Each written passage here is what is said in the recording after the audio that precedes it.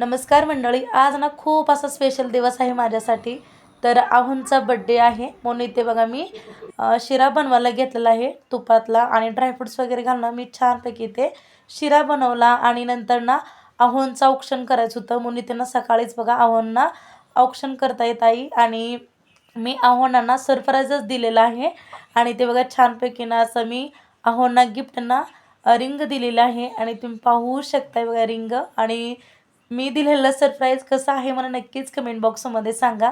आणि आजचा पूर्ण दिवस ना माझा आणि तुम्हाला मी अजून बाहेरही जाणार आहे.